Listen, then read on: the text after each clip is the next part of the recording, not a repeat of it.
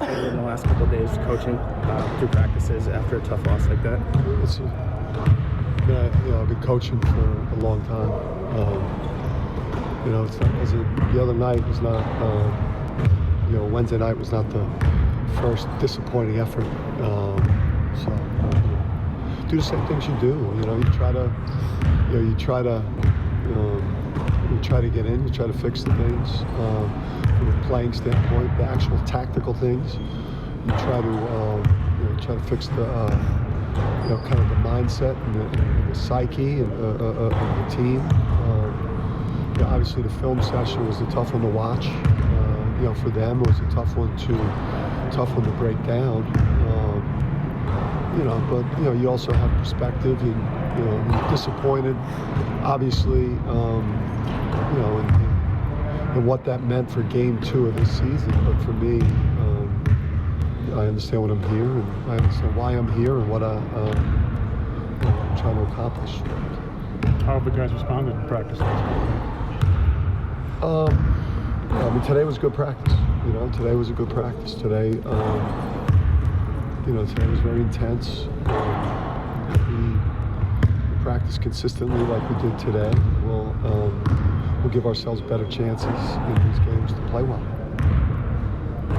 When you look at Florida, a lot of talent obviously, but sort of like new guys blending into. Does it seem like maybe they haven't quite gelled yet to this point?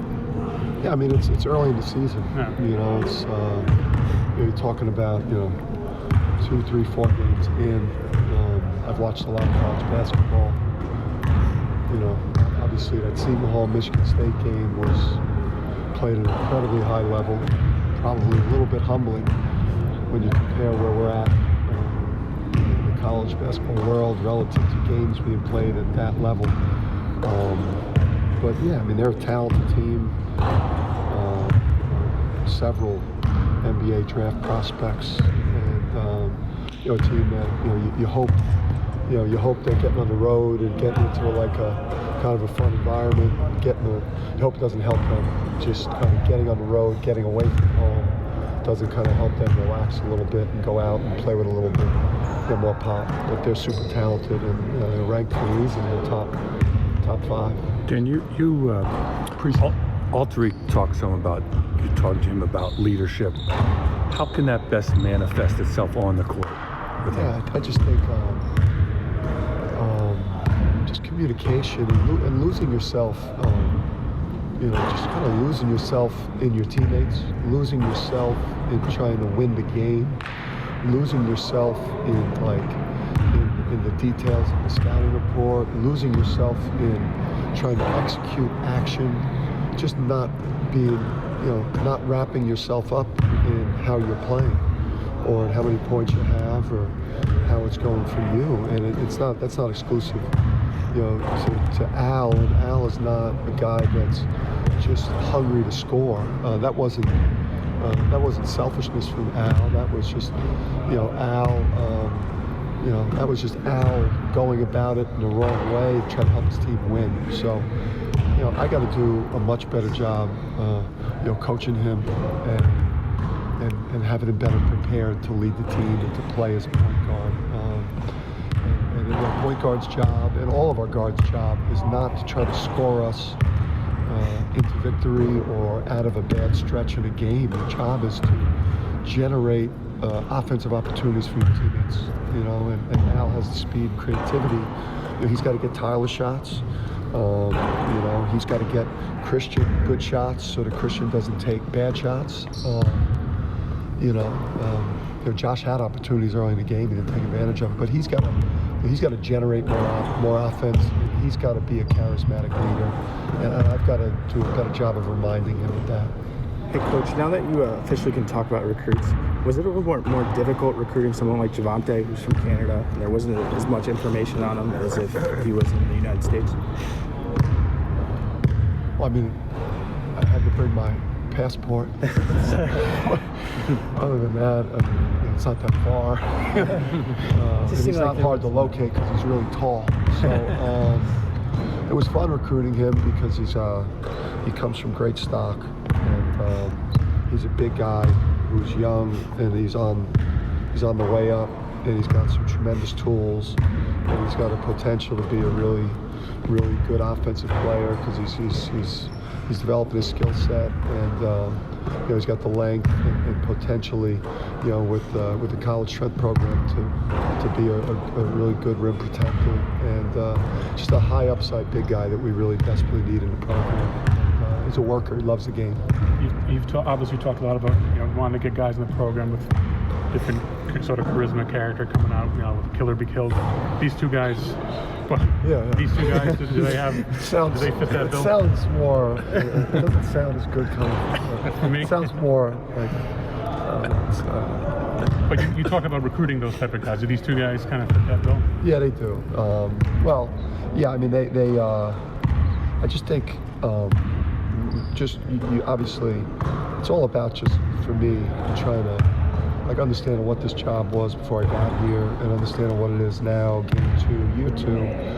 You're trying to stack good practices on top of each other, right? You're trying to stack building good habits in the program, winning habits as opposed to losing habits on top of each other. Obviously, you're trying to stack quality recruiting classes on top of each other. And for me, it's like they have the type of athletic talent, measurable skills that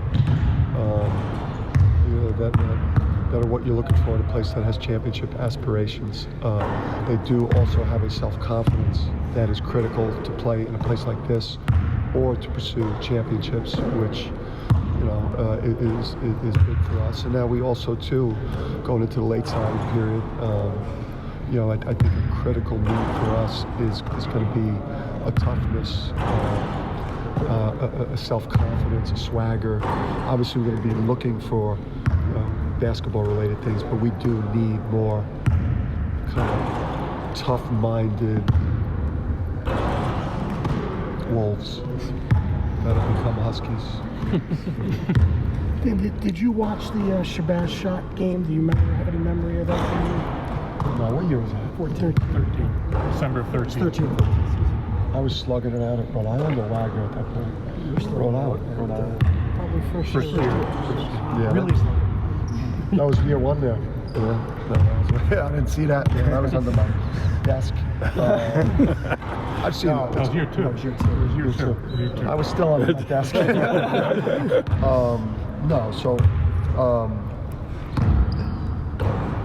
Yeah, I mean, that's part of our recruiting videos that we show recruits. I've probably seen that shot 125 times on unofficial visits, official visits, trying to, sell obviously the atmosphere at games and what it means to be a UConn player. I mean, the crowd was obviously, it was great to see the fans running on the court and him kind of kicking them. Yeah, I've seen that clip a bunch. So that's essentially that kind of pandemonium at Gamper Pavilion. Obviously, that's what's been missing the last several years. That's kind of like the ideal for you, right? An image of what you want to. We're not. I understood what this was. I understand what it is daily. This is it's a climb, man, and we're not going to get there overnight. Moments like that'll be. We'll have moments like that. Hopefully for us in the near future, hopefully sooner rather than later. But we're a long way from that, from playing the game at that level. That's why they hired me here. So, but we need the fans, man. We need their support. This is blue blood programs. That they've got great crowds every night, to get from where we're at right now to back up towards the top of that mountain where everyone wants to be. We need their help, because recruits care about that.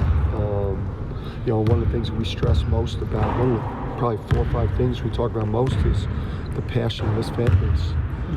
We also talk about the media coverage.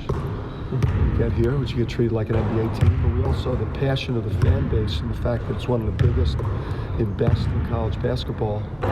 We'll tell recruits that now they want to see that when the game's on TV too, and not just the big ones like Sunday. Because after game like the loss, the other night and trying to read what some of the fans say on sites and listen to them. You take a loss and they kind of want to jump till next year, saying when all of a sudden these recruits are going to go. And it's not Duke or Kentucky where you're bringing in, five-star guys. Yeah. What happens this year is connected to the building, right? I mean, you talk about. Can you just speak to that to kind of make sure that don't dump the season out and next season you're automatically going 38-0. Yeah, I mean, it's like. it's a danger there in terms of expectations. Yeah, I mean, listen, nights, just overall, the entire night the other day, on Wednesday night, overall, it felt like such a step back. I feel like, we've taken a bunch of steps forward. This is a big year for us to, to show growth and to show development of our juniors, for our freshmen to show improvement throughout the year, for our seniors to have a better year than they've, there's a lot that you're trying to grow and get better as a program and develop like winning habits. We're trying to get this program together, man. It's been a lot. There's a lot of things that fans see, and there's a lot of, and you guys see, and there's a lot of things that go on behind the scenes that have contributed to this program not being, where it once was. And no one's thinking about, last thing anyone was thinking about after that performance on Wednesday was let's blow it up and let's tank for. There's no tank. We're fighting, and we're trying to squeeze every ounce out of these guys and show improvement. How much more difficult does a performance like the other night make it for you to prepare for the kind of opponent you got coming up? Or does it? No, I mean, it doesn't. You probably, if anything, it probably helps you. If we would have played a worse team, or had some fool's gold type of, frivolous, comfortable win. If we would have showed up against Florida with that type of performance, it would have been much, much uglier and much more demoralizing. So, for me, I just think that this performances like that remind you, they make you a better coach. They, as a player, they help you zero in on the things that aren't going to fly, aren't going to work. And for me, it's just like a wake-up call. There are things that went on during the game that I can't allow to go on as a coach. Now, when you don't have a deep bench and you're in year 2 of doing what we're trying to do, you don't have tons of answers on the bench at this stage, but that was trash the other night, and you're not going to see that. I can't guarantee you any type of an outcome on Sunday, but we will not show up like punks.